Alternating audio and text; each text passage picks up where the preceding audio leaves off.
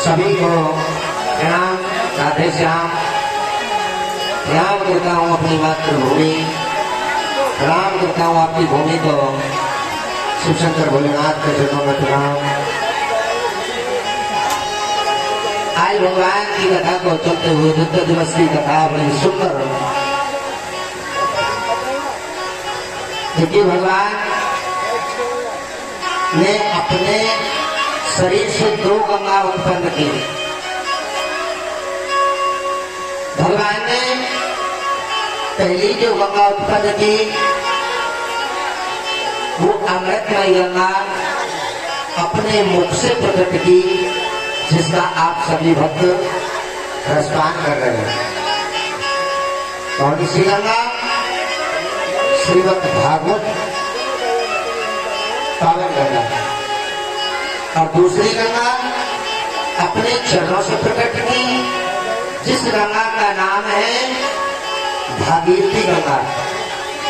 जिस गंगा में हम हरिद्वार, काशी, बनारस, प्रयागराज स्नान करने के लिए जाते हैं, उस गंगा में डुबकी लगाते हैं, वो भी भगवान के चरणों से प्रकट है।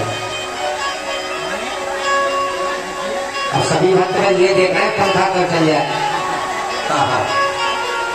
मैंने आपके मन की बात सुन ली ना, मैंने सभी को बोला गर्मी ज्यादा लगेगी।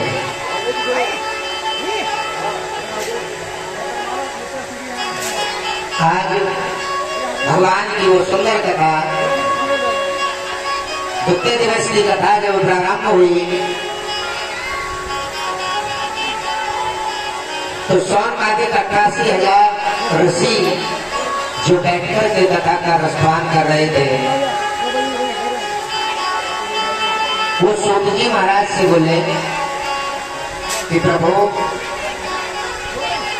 एक बात बताओ, अब द्वापर का अंत होने वाला है और कलयुग का आगमन होने वाला है। इस कलयुग में मेरे आपसे 6 प्रश्न हैं। ठीक है, कथा को ध्यान से सुने। 88,000 ऋषि पूछने लगे महाराज, हमारे आप पर 6 प्रश्न हैं, उनके हमें जवाब दीजिए। बोले कौन कौन से? कलयुग में सबसे बड़ा किसका नाम होगा? दूसरा 4 वेद, 6 शास्त्र, 18 पुराण हैं कलयुग में। सबसे बड़ा ग्रंथ कौन सा होगा? और ये बताइए प्रभु सूत जी महाराज कि भगवान छोटी छोटी सी बातों पर अवतार लेते हैं, किस कारण अवतार लेते हैं?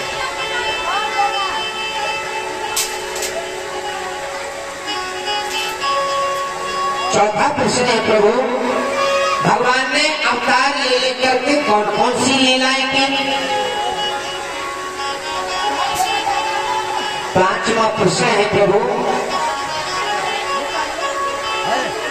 भगवान ने कौन कौन से अवतार लिए? और 6वां प्रश्न और है प्रभु, सूत जी बोले बताओ। 6वां प्रश्न ये है, आखिर में ये धर्म, जो धर्म चल रहा है, धर्म ये भी तो है कि भगवान की कथा चल रही है, ये धर्म आखिर में जाएगा कहां? सूत जी महाराज ने कहा, ऋषियों तुमने तो बड़ी सुंदर बात पूछी है। ये 6 प्रश्न ऐसे पूछे हैं कि मेरे हृदय में लगे। मैं आपको सभी प्रश्नों के हल करूंगा। आपने पहला प्रश्न पूछा कि द्वापर का अंत होने वाला है, कलयुग का आगमन होने वाला है, सबसे बड़ा नाम किसका होगा? तुम्हारे पहले प्रश्न का उत्तर है, देखिए ये प्रश्न सोन कार्तिक 88,000 ऋषियों ने पूछे। किससे? सूत जी महाराज से। और आप सब जो बैठे हैं ना, वो शौनकादिक 88,000 ऋषि है। ये प्रश्न ऋषियों ने नहीं पूछे, ये प्रश्न आपने भी मुझसे पूछे हैं। ध्यान दे करके सुनना। सूत जी ने कहा बड़ा सुंदर प्रश्न। देखिए, आपने पूछा पहला प्रश्न, इस संसार में सबसे बड़ा नाम किसका होगा? तो देखिए, मैं आपको समझा रहा हूं। सूत जी ने कहा ध्यान से सुनो, और मैं आपसे भी कह रहा हूं ध्यान से सुनो। सबसे बड़ा कलयुग में है राम का नाम, सबसे बड़ा। दूसरा प्रश्न, 4 वेद, 6 शास्त्र, 18 प्राण है, रामायण भी है, लेकिन सबसे बड़ा ग्रंथ कौन सा होगा? तो सूत जी महाराज ने जवाब दिया कि सबसे बड़ा ग्रंथ श्रीमद् भागवत कथा होगी। पूरी भागवत भगवान की। तीसरा प्रश्न प्रभु, भगवान अवतार क्यों लेते हैं? आपका भी प्रश्न है हमसे, क्या व्यास जी भगवान अवतार क्यों लेते हैं? तो सूत जी ने बड़ा सुंदर जवाब दिया, भक्तों ऋषियों, भगवान अवतार लेते हैं मानव कल्याण के लिए। गुरु गोविंद भगवान की। भगवान जब अवतार लेते हैं तो मानव कल्याण के लिए लेते हैं। भगवान ने, अगला प्रश्न, भगवान ने कौन कौन से अवतार लिए? भगवान ने राम का अवतार, कृष्ण का अवतार, नरसिंह का अवतार, 12 अवतार, मोहिनी अवतार, कपिल अवतार, कच्छप अवतार, मत्स्य अवतार, परशुराम अवतार, गौतम अवतार, धन्वंतरी अवतार, अनेक अवतार लिए भगवान ने, 23 अवतार लिए। भगवान ने लीलाएं कौन कौन सी की? अगला प्रश्न। तो सूत जी महाराज ने कहा कि भगवान ने 2 लीलाएं बड़ी विचित्र की। कौन कौन सी? एक रामलीला और एक कृष्ण की लीला। 2 लीला बड़ी विचित्र है। हमारे ये सब बताओ है नारे तुम घोड़े बैठती है, जाए होगी धीरे धीरे सब पहुंचेगी। और कहा कि प्रभु ये बताओ कि ये धर्म अंत में, जब कलयुग का अंत होगा तो ये धर्म कहाँ जाएगा? तो सूत जी महाराज ने जवाब दिया कि धर्म भगवान की शरण में चला जाएगा। गुरु गोविंद भगवान की। ये धर्म है ना, ये अंत में भगवान की शरण में चला जाएगा। तो मेरे से स्थान नहीं है। बड़ी सुंदर बात पूछ रहे हैं महाराज। सोमवार का 88,000 ऋषि। अच्छा, बहुत जल्दी भगवान की ऐसी कृपा हुई कि आपके गांव में कथा हुई। बहुत जल्दी, लगभग 1-1.5 महीने ही हुआ होगा कथा हुई। और प्रतिदिन भगवान की कथा में माताओं को विशेष करके समझाया जाता था। मानव के कल्याण के लिए ही भगवत कथा है।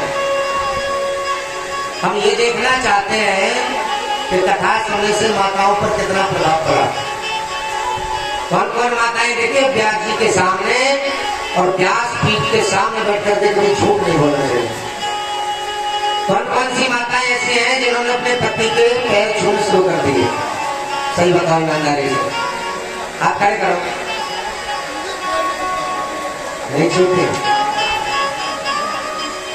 तो ऐसी कथा सुनने से क्या फायदा है? देखिए, मैं हाथ जोड़ करके फिर से विनती कर रहा हूं सभी से, इस भागवत भगवान को तुम मनोरंजन का साधन मत बनाओ। मैं आपको लिखित में दे रहा हूं, अगर आपको मोक्ष की प्राप्ति पानी है, अपना कल्याण चाहते हो, तो इसे मनोरंजन का साधन मत बनाओ।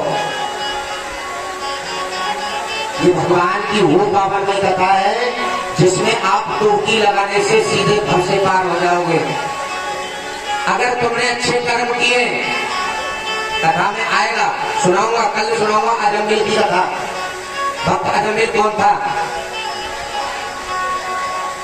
बुरे कर्म करने के बाद भी कहा गया अगर तुमने अच्छे कर्म किए हैं तो तुम्हें भगवान के यहाँ से विमान आएगा लेने के लिए, उस पर बैठ के जाओगे सीधे स्वर्ग।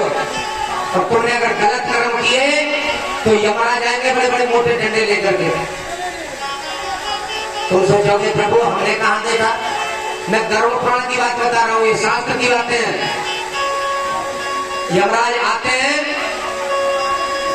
और ठीक 24 घंटे पहले मरने वाले व्यक्ति को पता चल जाती है। वो ऐसी ऐसी बातें शुरू कर देता है अपने बच्चों से, जो बच्चे खुद भी समझ जाते हैं लगभग समय आ गया। ऐसी ऐसी बात कौन कहलाते हैं? यमराज। और जब अंत समय आता है, जो घड़ी, जो पल, जो नक्षत्र, शुभ समय आया, यमराज आएंगे और देखेंगे पहले इन्होंने पाप कितने दिए, वहीं से तुम्हें डंडा फेंकते हुए, घसीटते हुए, कभी अग्नि में, कभी जल में, कभी कांटों में, कभी सर्पों में, तुम्हें घसीटते हुए, कष्ट देते हुए जब लोग ले जाएंगे, फिर तुम्हें नरक में डाल देंगे। नरक में भोगते रहो। जब नरक पूरा हो जाएगा फिर तुम्हें जन्म मिलेगा, कीड़ा मकोड़ा, बिच्छू, सांप, कातर, कुतिया, बिल्ली, ये जन्म मिलेगा। और जो तुमने अच्छे कर्म किए तो पुष्पक विमान तुम्हें लेने के लिए आएगा भगवान के यहाँ से। और यमराज नहीं आएंगे, भगवान के दूत आएंगे तुम्हें लेने के लिए। तुम्हें बिठाएंगे पुष्पक विमान में और कहेंगे चलो भगवान के यहाँ से तुम्हें बुलावा आया है। हेलो, श्रीमान जी सुमेर सिंह और रवि 50 रुपए भगवान के उठा के दान कर रहे हैं। ऐसे वहीं जय जयकार हो, खुशियों में भंडार भरते रहे। यमदूत आएंगे और कहेंगे कि भगवान के यहाँ से बुलावा आया है। कैसे आइएगा? यमदूत आकर के कहेंगे क्या? और भक्तों स्वर्ग से आयो है संग, कार्यों के साथ चले सभी। अरे भक्तों स्वर्ग से आयो है संग, देश बोलावो आगा राम को भक्ता।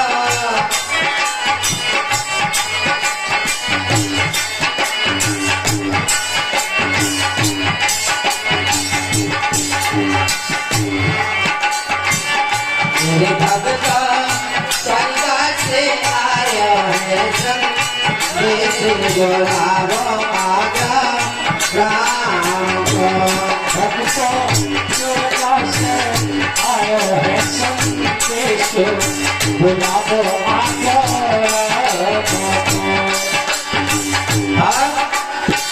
यदि भी कार्यों के साथ जो ताली बजाएगा स्वर्ग से संदेश आएगा, और जो ताली नहीं बजाएगा ना तो यमराज आएंगे मोटा डंडा लेकर के।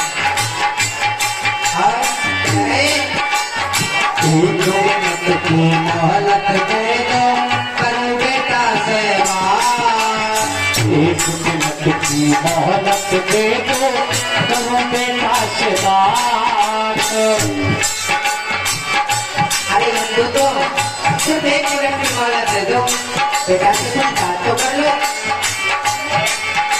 अरे एक मिनट की मोहलत दे दो करूं बेटा से बात। ताली तो बजाओ आपकी भक्तों, कैसे बैठे हो? करूं बेटा से बात। अरे भाई भाई तुम प्रेम से रहना, जाना उसके पास, बुलावो आगा राम को भक्ता। स्वर्ग से आयो है संग, देश बुलावो आगा राम को।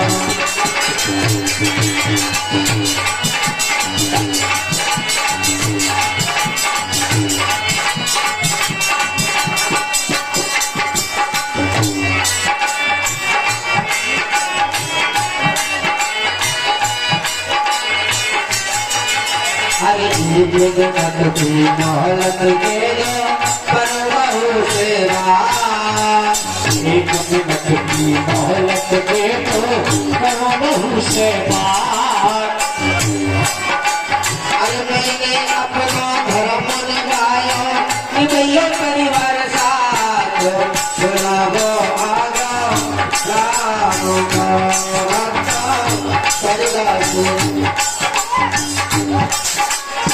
और ये वंश और राहुल भगवान के सामने 20 रुपए का दान कर रहे हैं, ऐसे नहीं जैसे और हो।